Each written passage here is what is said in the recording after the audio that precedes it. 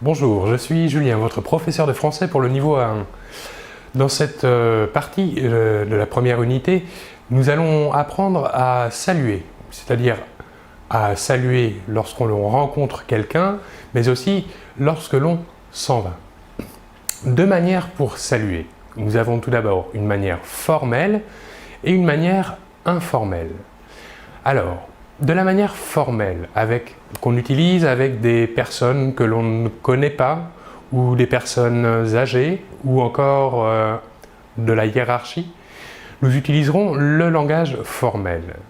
Et le langage informel, quant à lui, est réservé à la famille, aux amis, aux personnes que l'on connaît.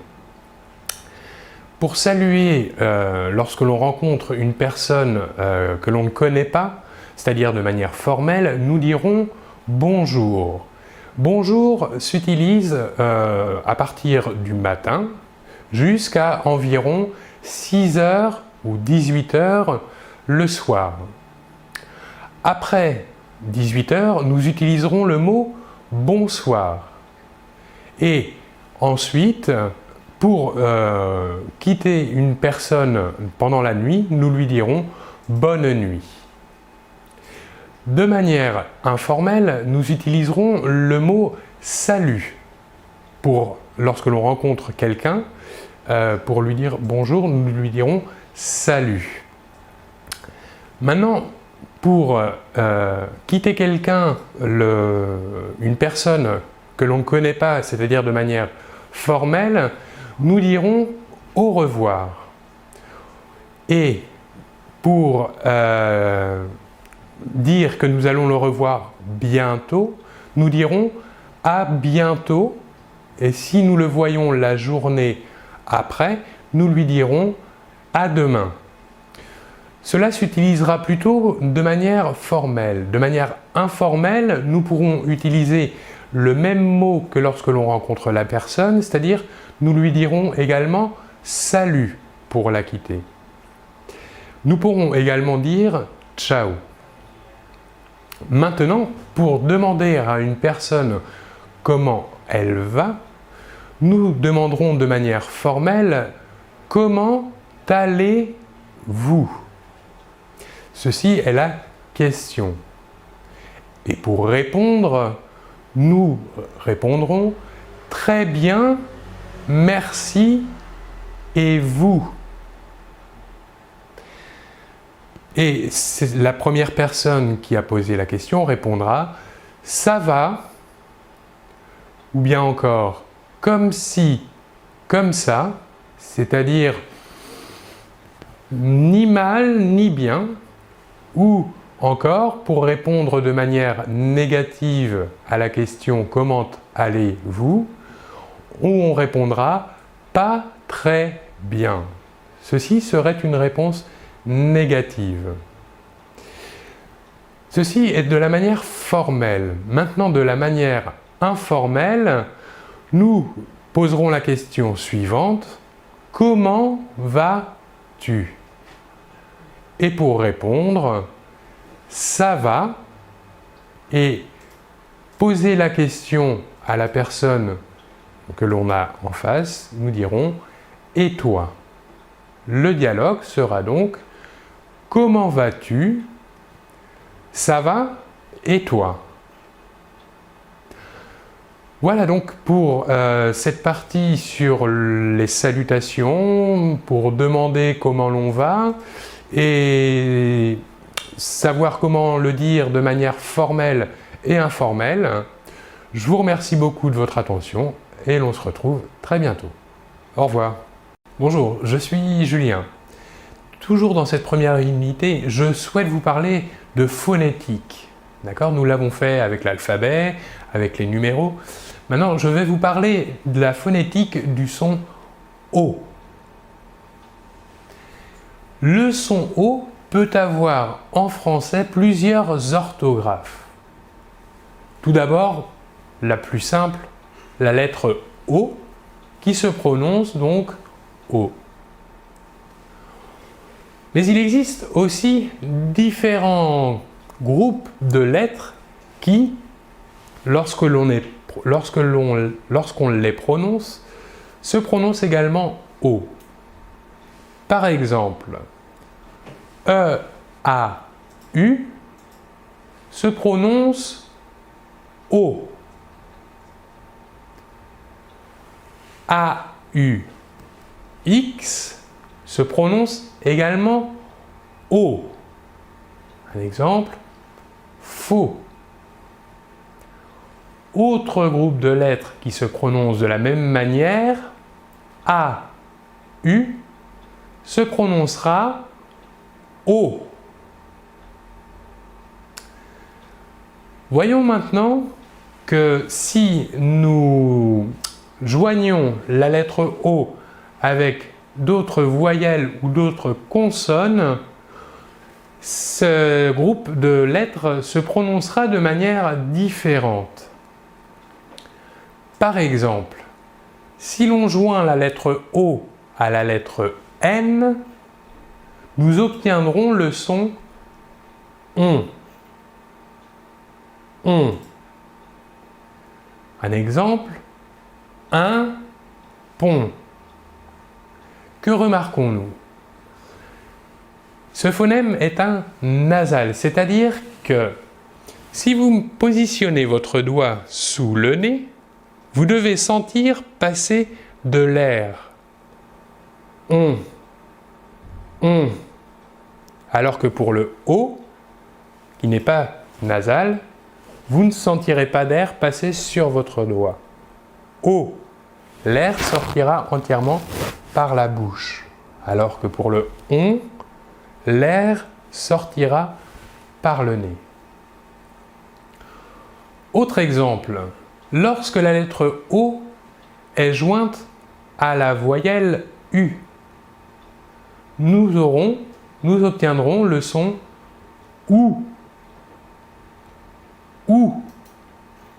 Un exemple, le journal. Troisième exemple, si l'on rassemble la lettre O et la lettre I, l'ensemble OI se prononcera OUA. OUA. Nous avons vu ce son dans les pronoms toniques de la première personne du singulier et de la deuxième personne du singulier. Par exemple, toi, moi. Enfin, si l'on joint le O aux lettres IN, nous obtiendrons le son moins. Moins. Ici aussi, le son est nasal. Moins. Nous sentons l'air passer sur notre doigt si l'on positionne le doigt sous le nez. Un exemple, le foin. Voilà pour la phonétique du son O. Je vous remercie beaucoup de votre attention et l'on se retrouve très bientôt. Au revoir. Bonjour, je suis Julien, votre professeur de français. Dans l'unité 1, nous parlons donc de la France, des Français. Je vais vous parler maintenant un petit peu plus de la francophonie pour illustrer ce qu'est la francophonie. La francophonie désigne l'ensemble des pays ayant le français en partage. Que le français soit langue officielle unique ou non, comme en Suisse, langue maternelle, comme au Québec et en France, ou bien langue administrative, comme en Afrique, le français tient dans tous les pays de la francophonie un rôle privilégié. On compte aujourd'hui environ 150 millions de francophones répartis dans 65 pays et présents sur les 5 continents. Abdou Diouf, ancien président du Sénégal, a été élu secrétaire général de l'Organisation internationale de la francophonie au 11e sommet de la francophonie organisé à Beyrouth en 2002. Il a été réélu au même poste en 2006 à Bucarest.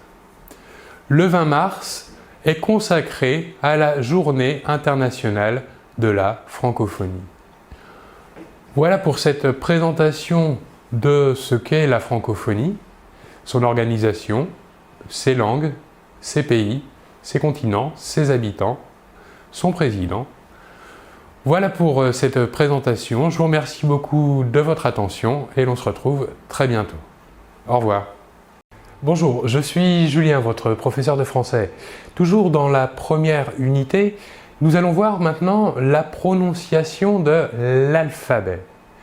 L'alphabet français contient 26 lettres. Je vais vous les prononcer maintenant en laissant un temps pour que vous puissiez vous-même le répéter après moi. A. A. B. B.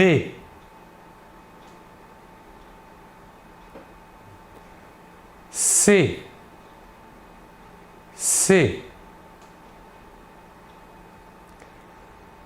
D. D. E. E. F. F. G. G. H. H. I. I. J. J. K. K. L. L. M. M.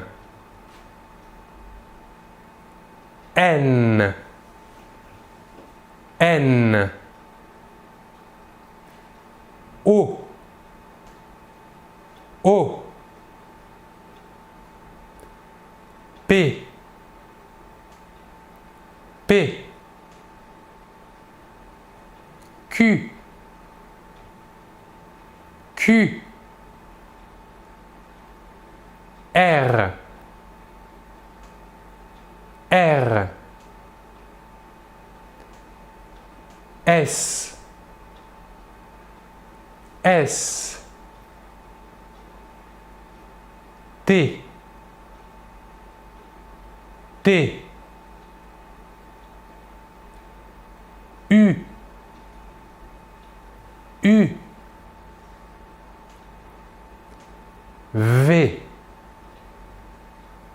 V. W. W. X. X. Y. Y. Z. Z. Voilà. Je vais maintenant vous le répéter, toutes les lettres suivantes. A, B, C, D, E, F, G, H, I, J, K, L, M, N, O, P, Q, R, S, T, U, V, W, X, Y, Z. Voilà, je vous encourage à écouter cette vidéo pour pouvoir prononcer correctement l'alphabet. C'est très important pour la prononciation française. Je vous remercie de votre attention et l'on se retrouve très bientôt. Au revoir. Bonjour, je suis Julien. Toujours dans cette première unité, maintenant je vais vous parler des numéros. Nous allons compter de 0 jusqu'à 20. Tout d'abord, je vais vous prononcer ces numéros. 0, 1, 2, 3, 4, 5, 6, 7, 8, 9, 10, 11, 12, 13, 14, 15, 16, 17, 18, 19, 20. On peut constater ici, dans la première dizaine, de 10 à 20, qu'on effectue un changement. C'est-à-dire que de 11 à 16, le numéro ne comprend qu'un seul mot. Alors qu'à partir de 17, on ajoute à la dizaine 10 le numéro des unités 7. Je vais vous répéter une autre fois les numéros de 0 à 20 pour que vous puissiez vous entraîner de nouveau. 0, 1, 2, 3, 4, 5, 6, 7, 8, 9, 10, 11, 12, 13, 14, 15, 16, 17, 18, 19, 20. Voilà, je vous remercie beaucoup de votre attention et on se retrouve très bientôt. Au revoir. Bonjour, je suis Julien. Toujours dans cette première unité, je vais vous parler maintenant des différents pronoms. Des pronoms personnels, les pronoms toniques ou encore les pronoms personnels pronominaux. Commençons par les pronoms personnels, ceux qu'on utilise comme sujet dans la phrase. Ils sont indispensables. On ne peut pas les supprimer dans la phrase. Le pronom personnel sujet pour la première personne est « je ». Pour la deuxième personne, le pronom personnel sujet est tu. Pour la troisième personne, le pronom personnel sujet a trois pronoms. Tout d'abord, il. Il est utilisé pour une personne de sexe masculin. Pour le sexe féminin, on utilisera elle. Il existe aussi un troisième pronom personnel, un peu une particularité. Ce pronom personnel sujet est on. Il est aussi inclus comme troisième personne du singulier. On est utilisé pour un groupe de personnes où l'on s'inclut ou où l'on ne s'inclut pas. On peut dire que dans certains cas, le pronom on est synonyme du pronom personnel sujet de la première personne du pluriel. Passons maintenant à ce pronom personnel sujet de la première personne du pluriel. Il sera nous. Le pronom personnel sujet de la deuxième personne du pluriel sera vous. Et pour la troisième personne du pluriel, on distinguera deux pronoms personnels sujets. Tout d'abord, le masculin, il, la S finale ne se prononce pas, et le pronom personnel sujet féminin de la troisième personne du pluriel est elle. Même chose que pour le masculin, la S finale ne se prononce pas. Voilà pour les pronoms personnels sujets. Passons maintenant aux pronoms personnels dits toniques.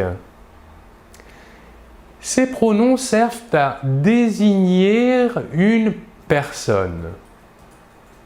Par exemple, c'est moi qui suis le professeur.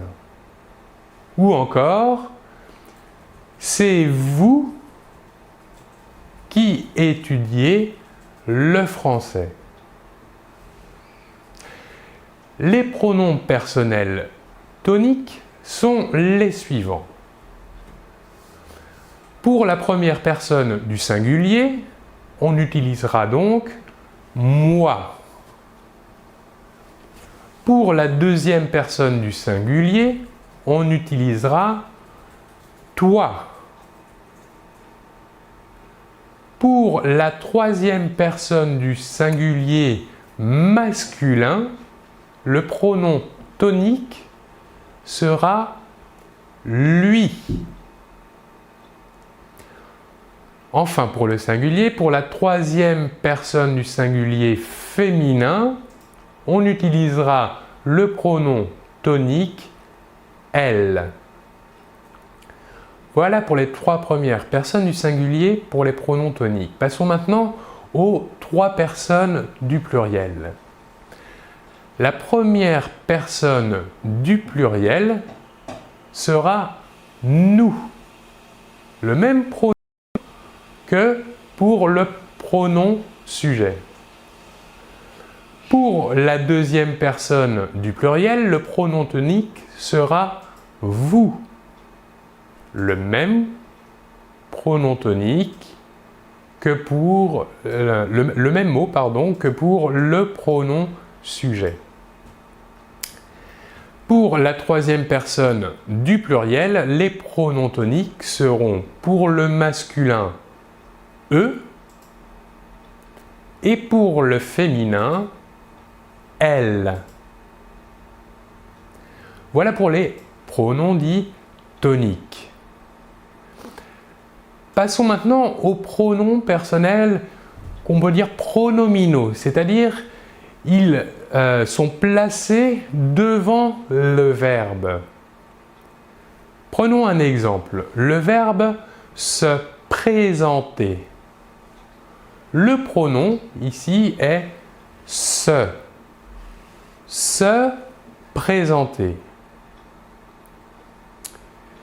Comme pour les pronoms sujet et les pronoms toniques, il existe un pronom pour chaque personne. Pour la première personne, nous utiliserons me. Avec l'exemple du verbe se présenter, nous dirons je me présente. Je étant le pronom sujet et me le pronom placé devant le verbe. Pour la deuxième personne, nous utiliserons le pronom te. L'exemple sera tu te présentes.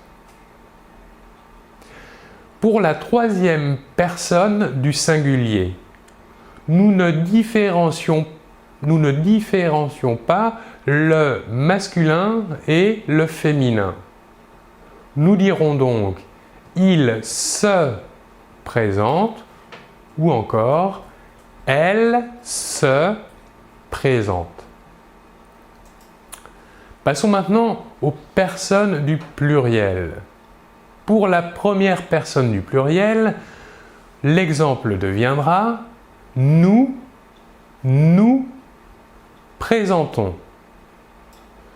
Le premier nous étant le pronom sujet et le second nous sera le pronom se utilisé dans se présenter mais à la première personne du pluriel. Pour la deuxième personne du pluriel, nous dirons vous présentez. Enfin, pour la troisième personne du pluriel, la même chose que pour la troisième personne du singulier, on ne distingue pas le masculin du féminin et nous dirons donc il se présente pour le masculin et elle se présente pour le féminin. Nous remarquons que la prononciation entre la troisième personne du singulier et la troisième personne du pluriel est exactement la même. Seul le contexte peut nous aider à savoir si nous parlons à la troisième personne du singulier ou encore à la troisième personne du pluriel. Voilà pour les trois types de pronoms. Je vous remercie beaucoup de votre attention et l'on se retrouve très bientôt. Au revoir. Bonjour, nous sommes toujours dans la première unité. Je vais vous expliquer maintenant la conjugaison des verbes s'appeler ou bien encore du verbe parler. Nous disons que les verbes s'appeler et parler sont des verbes du premier groupe. Pourquoi du premier groupe? Parce que leur terminaison à l'infinitif se termine en ER et que leur conjugaison est régulière. Je veux tout de même vous montrer que le verbe s'appeler a une conjugaison régulière, mais qu'il inclut dans cette conjugaison une modification orthographique. Je vais vous l'expliquer ensuite.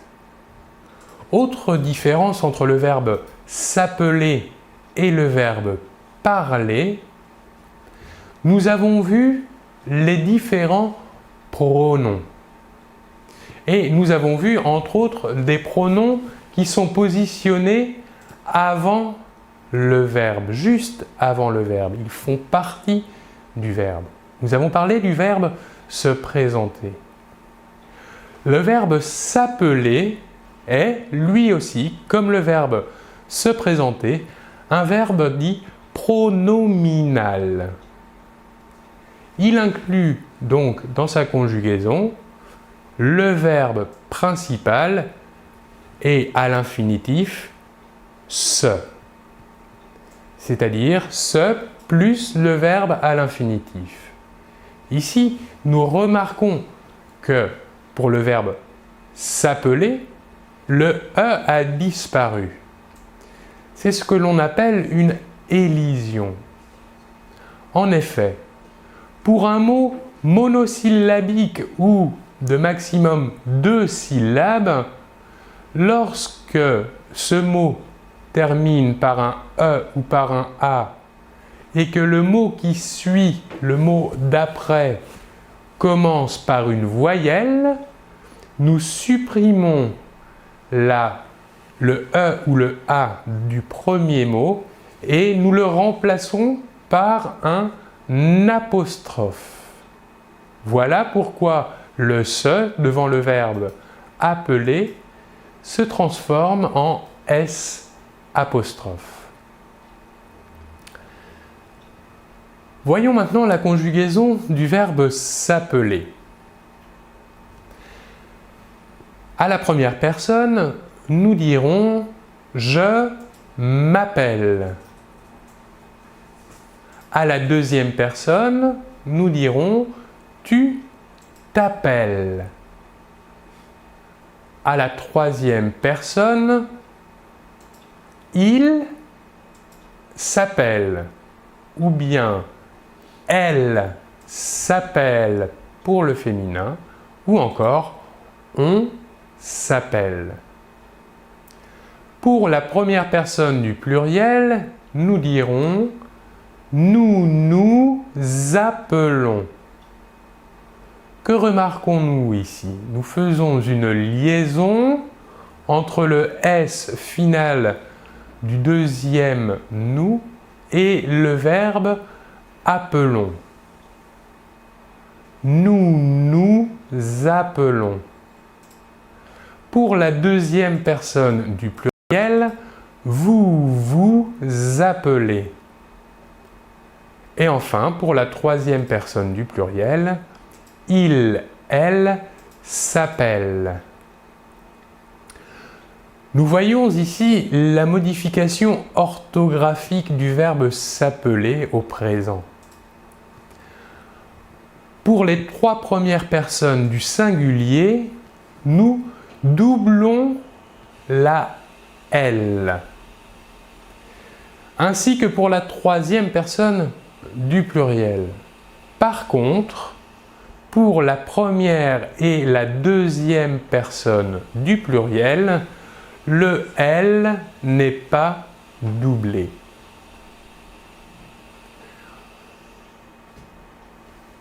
Cela est important, non seulement pour l'écrit, mais également pour l'oral.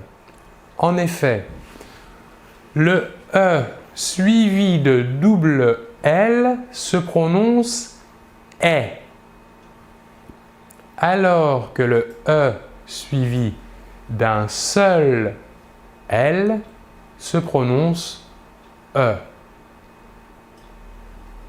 Je vais vous répéter la troisième personne du singulier et la première personne du pluriel.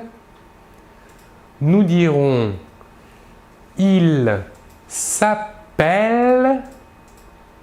Par contre, nous dirons avec un seul L, « nous nous appelons ». Voilà pour le verbe « s'appeler ». Passons maintenant à un verbe plus simple, le verbe « parler ». Je parle, je parle. À la première personne du singulier, nous dirons donc « je parle ». À la deuxième personne du singulier, nous dirons « tu parle. À la troisième personne du singulier, nous dirons il parle pour le masculin, elle parle pour le féminin et on parle pour un groupe de personnes. Que remarquons-nous? La prononciation du verbe est exactement la même pour la première, deuxième et troisième personne du singulier. Pour la première personne du pluriel, nous dirons « nous parlons ». Pour la deuxième personne du pluriel, « vous parlez ». Et enfin, pour la troisième personne du pluriel, nous dirons « il parle », « elle parle ». Pour la troisième personne du pluriel, nous remarquons que le verbe se prononce de la même manière que pour les trois premières personnes du singulier. Voilà pour la prononciation et les explications. Remarquons, comme nous l'avons dit avant, que les verbes s'appeler et parler sont des verbes du premier groupe qui se termine en ER à l'infinitif.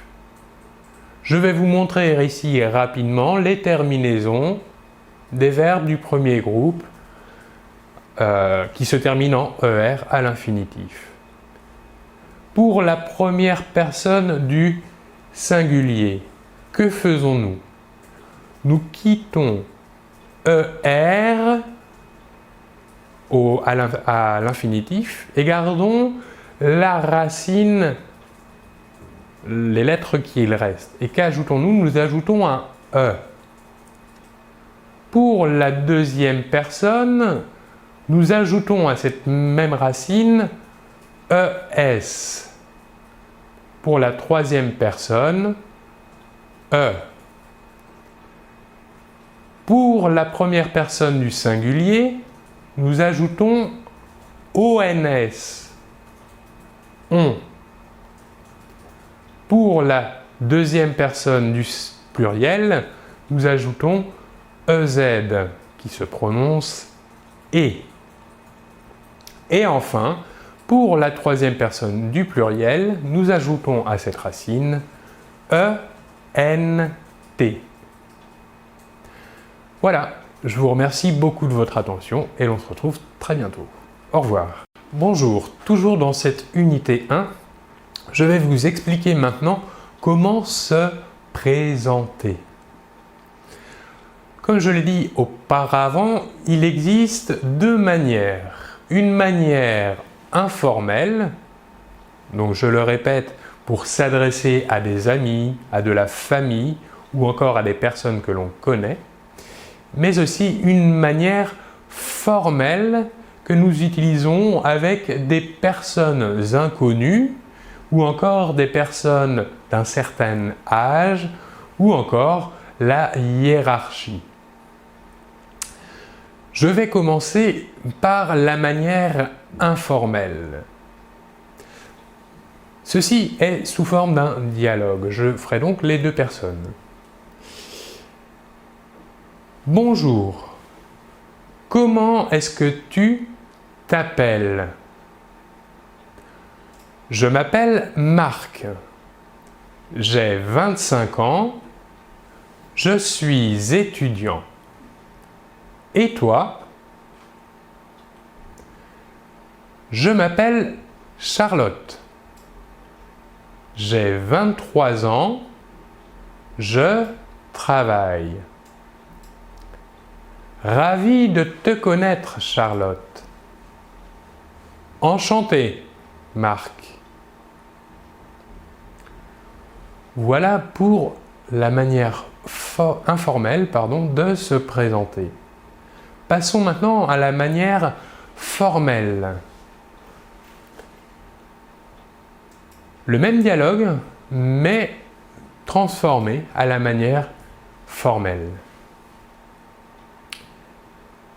Bonjour, comment est-ce que vous vous appelez? Je m'appelle Marc, j'ai 25 ans, je suis étudiant. Et vous? Je m'appelle Charlotte, j'ai 23 ans, je travaille. Ravi de vous connaître, Charlotte. Enchanté, Marc. Voilà pour la manière formelle. Quelle différence remarquons-nous entre ces deux dialogues? À la première phrase, nous disons « Bonjour, comment est-ce que tu t'appelles » Cela à la manière informelle. Nous utilisons la deuxième personne du singulier. Tu pour le pronom sujet et te, ici T apostrophe, pour le pronom positionné juste devant le verbe. Pour la manière formelle, cette phrase se transforme ainsi. Bonjour, comment est-ce que vous vous appelez? Ici, le verbe s'appeler est conjugué à la deuxième personne du pluriel. En effet, pour parler à une personne inconnue de manière formelle, nous ne lui dirons pas « tu », mais nous lui dirons « vous ». Passons maintenant à la deuxième réplique. De manière informelle, nous dirons « Je m'appelle Marc, j'ai 25 ans, je suis étudiant, et toi ?» Ici, nous utilisons le pronom tonique de la deuxième personne du singulier pour parler à une personne que l'on connaît. Par contre, de manière formelle, nous dirons « Je m'appelle Marc, j'ai 25 ans, je suis étudiant, et vous ?» Ici, pour s'adresser à une personne inconnue, ou de manière formelle, nous utiliserons le pronom tonique de la deuxième personne du pluriel, vous. Enfin, dernier exemple dans cette présentation, nous dirons « ravi de te connaître » de manière informelle, c'est-à-dire que nous utiliserons le pronom « te » du verbe « se connaître ». Donc, le pronom de la deuxième personne du singulier.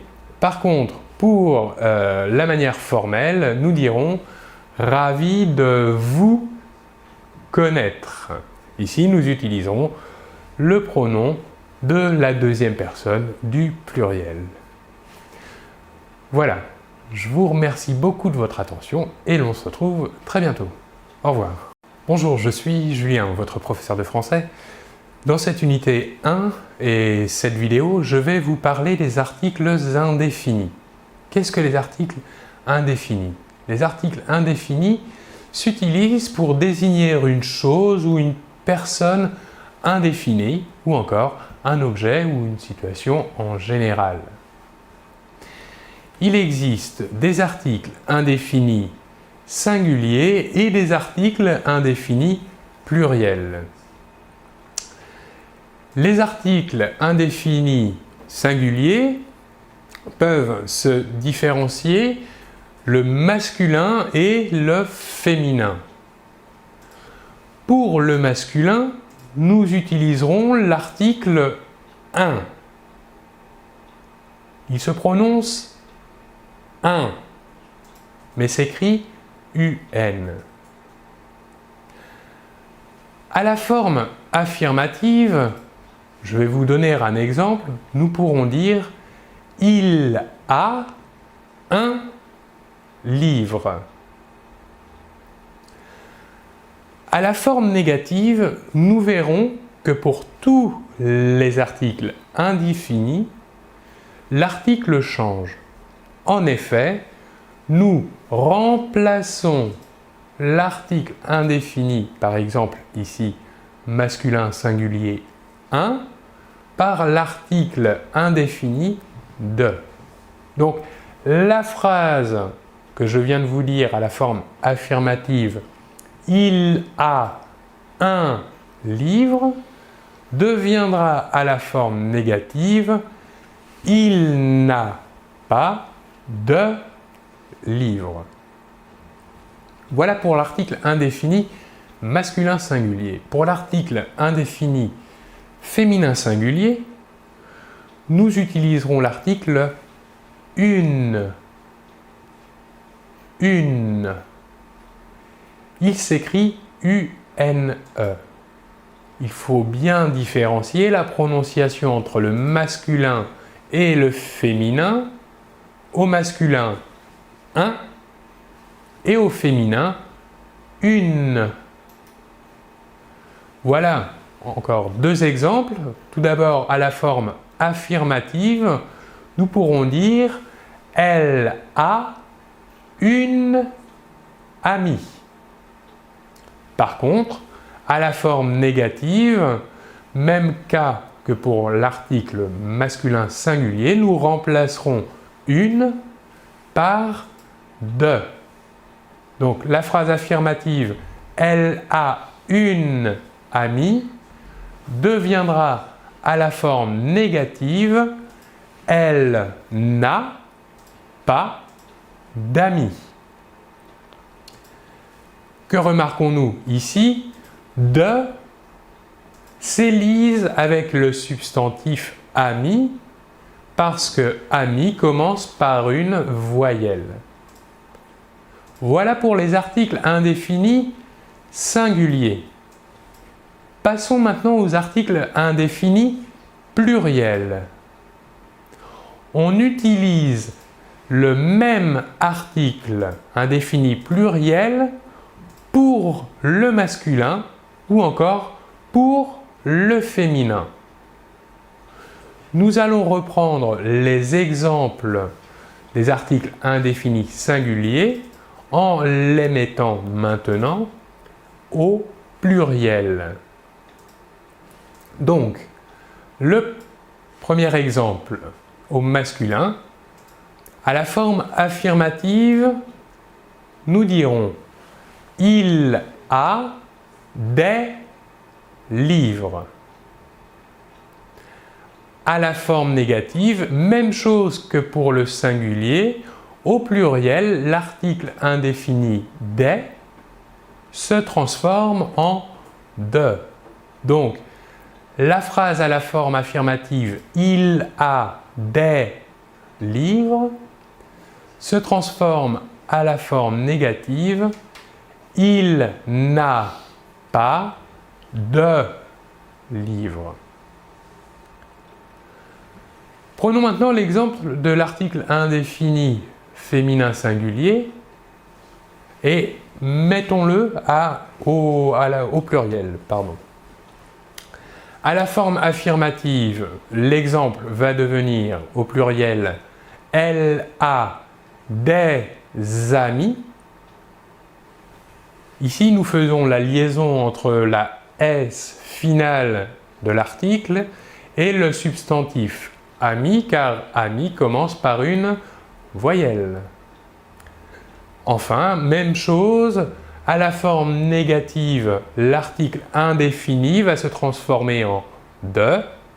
Donc, la forme négative va être « Elle n'a pas d'amis ». Ici, nous voyons que « elle des » s'élise lui aussi avec « ami » qui commence par une voyelle.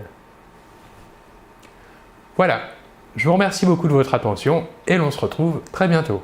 Au revoir. Bonjour, je suis Julien, votre professeur de français. Toujours dans cette unité 1, je vais maintenant vous parler des articles définis. Alors, les articles définis sont utilisés pour parler d'une chose ou d'une personne identifiée ou encore de parler d'une chose ou d'une personne en général. Comme pour les articles indéfinis, il existe des articles définis singuliers, mais aussi des articles définis pluriels. Ces articles ont la même utilité que pour les articles indéfinis, ils accompagnent toujours un substantif. D'accord ? Les articles définis singuliers se différencient au masculin et au féminin. L'article défini masculin singulier se prononcera le. Par exemple, le livre.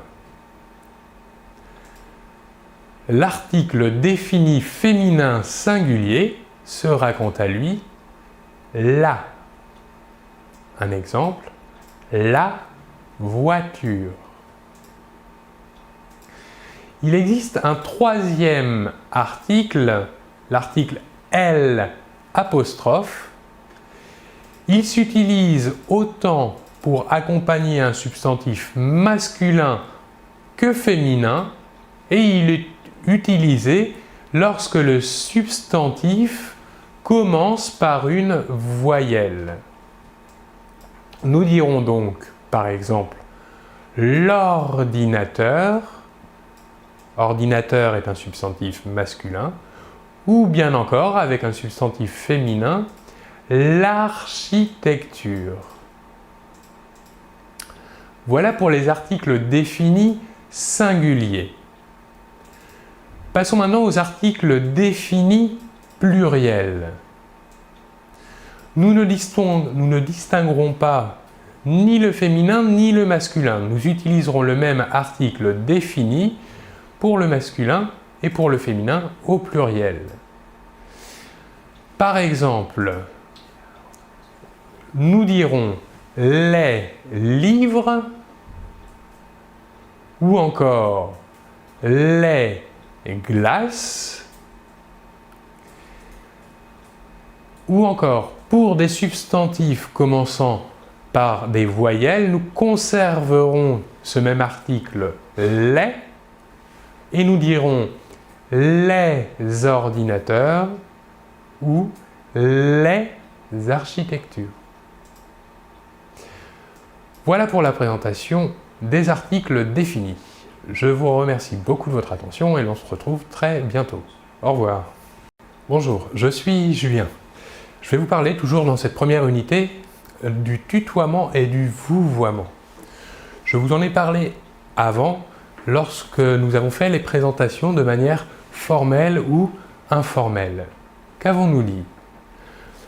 De manière informelle, nous utilisons le pronom de la deuxième personne du singulier.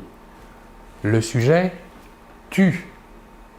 Et nous conjuguons le verbe donc à la deuxième personne du singulier. On utilise cette manière informelle avec les amis, la famille ou encore pour des personnes plus jeunes ou des personnes que l'on connaît. Lorsque l'on utilise la deuxième personne du singulier tu, nous appelons cela le tutoiement. Ça, c'est pour la manière informelle. Pour la manière formelle, nous utilisons ce que nous appelons la forme du vouvoiement. Quelle est la différence? Nous utilisons, pour s'adresser à une seule personne, de manière formelle, nous utilisons le sujet de la deuxième personne du pluriel, vous. Et le verbe sera lui aussi conjugué à la deuxième personne du pluriel. Le vouvoiement est utilisé pour la hiérarchie, comme nous l'avons dit, ou encore avec des inconnus, ou encore des personnes d'un certain âge. Voilà pour cette explication des deux constructions du tutoiement, lorsqu'on utilise la deuxième personne du singulier, et du vouvoiement, lorsque l'on utilise la deuxième personne du pluriel. Voilà, je vous remercie beaucoup de votre attention et l'on se retrouve très bientôt. Au revoir.